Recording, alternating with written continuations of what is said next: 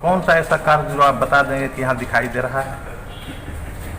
कई तरह के मशीन जो है लाया गया है। मशीन आया है, मशीन जो आया है तो उसका उपयोग कहाँ हो रहा है? मैं तो खुद देख रहा हूँ, अपने सामने देख रहा हूँ। नमस्कार, आप देख रहे संवाद आप तक न्यूज। संवाद आप तक न्यूज में आपका स्वागत है। सरकार द्वारा बिहार में स्थानीय निकाय चुनाव की तैयारियां शुरू कर दी गई है, लेकिन चुनाव की घोषणा अभी तक नहीं की गई है। फिर भी नगर परिषद चुनाव को लेकर कमोबेश हर जगह उथल पुथल मची हुई है और अपनी अपनी ओर से सियासी ताना बाना बुना जा रहा है। इस बार हर जगह चेयरमैन पद के लिए दावेदारों की लंबी कतार खड़ी दिख रही है। अगर बात हम बाढ़ नगर परिषद क्षेत्र की करें तो यहां का नजारा कुछ अलग ही देखने को मिल रहा है।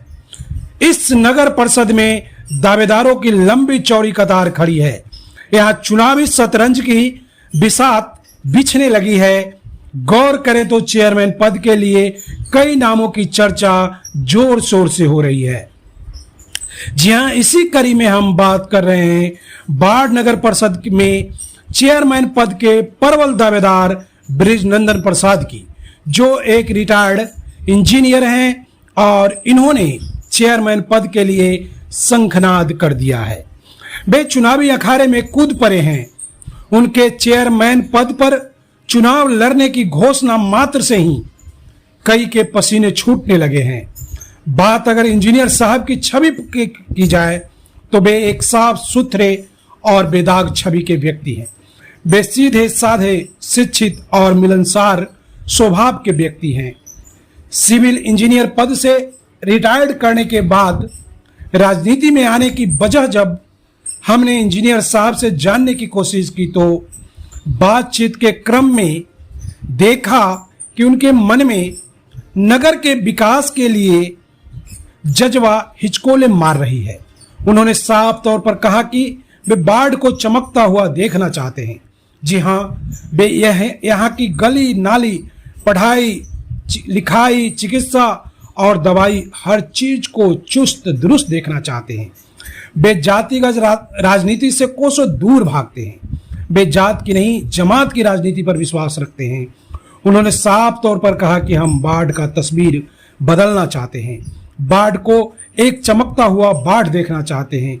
उनकी चिंता बाढ़ में रहने वाले वैसे लोगों की तरफ विशेष रूप से है जिनके पास आज भी रहने के लिए घर नहीं है। आगे आप देखें कि उन्होंने चुनाव के मसले पर और क्या क्या कहा है। बाढ़ नगर परिषद में चेयरमैन पद पर एक दावेदार के रूप में आपका नाम प्रमुखता से उभर रहा है।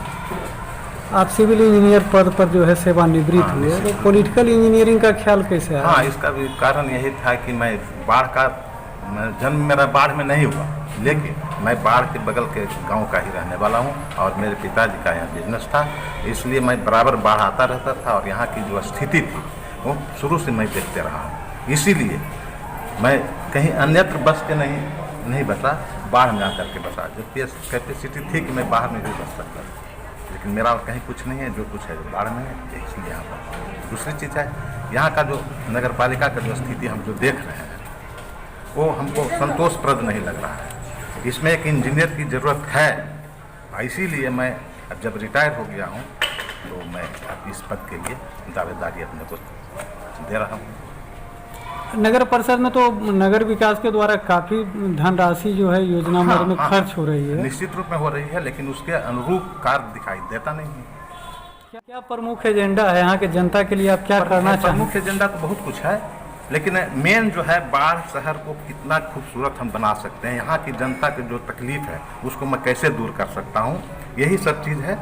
और दूसरी बात है, जैसे नगर के विकास के लिए तो बहुत कुछ है इसमें। पानी का व्यवस्था है, नाली की सफाई का व्यवस्था है, रोड की व्यवस्था है, स्कूल की व्यवस्था है, हेल्थ की व्यवस्था है। व्यवस्था तो बहुत कुछ करना है, लेकिन अभी तो उतना डिटेल में नहीं जा सकता हूँ क्योंकि समय भी नहीं है। मैं डिटेल में जाऊँगा तब आपको। नगर परिषद में जितने भी वार्ड हैं, लोगों से आप संपर्क साध रहे हैं? नहीं, अभी तो नहीं साधे हैं, लेकिन साधना शुरू कर रहे हैं, आज से आरंभ करेंगे जनसंपर्क। हाँ, निश्चित रूप में हर वार्ड में जाऊंगा, वहाँ की जो समस्या है वो भी मैं देखूंगा। मैं अपने जब भ्रमण में रहूँगा तो मैं वहाँ की बहुत कुछ समस्या उसी समय मैं अनुभव करूँगा कि एक इंजीनियर हूँ, इसलिए इंजीनियर के नाते इंजीनियर क्या कर सकता है। दूसरी बात है कि मैं एक रिहेबिलिटेशन पुनर्वास पदाधिकारी 10 साल रहा हूँ। उस क्रम में मैंने जो किया है पुनर्वास के लिए संभव तो बहुत कम लोग करते होंगे। आपकी क्या मनसा है बाढ़नगर को बाढ़नगर के परिदृश्य को बदलना चाह रहे हैं? जी हाँ, निश्चित रूप में इसका स्वरूप बदल देंगे हम, ये आप मैं दावे के साथ कहता हूँ। और यदि कहीं मेरे अनुरूप फंड में कमी होगी तो मैं फंड खुद लाऊंगा, इतना कैसे। नगर विकास में जो कार्य होना है उसके लिए एक अनुभवी इंजीनियर की ज़रूरत है। निश्चित रूप में एक अनुभवी इंजीनियर की ज़रूरत है। मान लीजिए कि आप नाली बनाते हैं तो मालूम होता है कि नाली का पानी जिधर से बहना है उसको उल्टा हो गया है, रिवर्स डायरेक्शन में जा रहा है। परिणाम होता है जितना भी उसमें डेब्रिस वगैरह जो जाता है वहीं पर रह जाता है, डिपोजिट हो जाता है। इसलिए उस चीज़ को तो देखते हुए हम तो एक इंजीनियर के रूप में ही खास करके मैं इसको सहयोग करूँगा जितना भी हो सकता है अपने स्तर से। मैंने जो लोगों को समझ में नहीं आ रहा है कि क्या प्लानिंग हो सकता है वो भी मैं करूँगा इसमें। यहाँ की राजनीति में एक खास तौर पर ये भी देखा जा रहा है विगत कई वर्षों से कि कई लोग जो है पर्दे के पीछे से जो है लोगों को मदद करते हैं, प्रभावशाली चेहरा। निश्चित रूप में करते आपके साथ कोई इस तरह का चेहरा है या नहीं? निश्चित रूप में बहुत चेहरे हैं, बहुत चेहरे हैं। आपके साथ कौन है? सो मैं नहीं बताऊंगा, मेरे साथ बहुत लोग हैं। पूरा जनता यहाँ की है, यहाँ की पूरी जनता है, बाढ़ की पूरी जनता मेरे साथ। बड़ा चेहरा में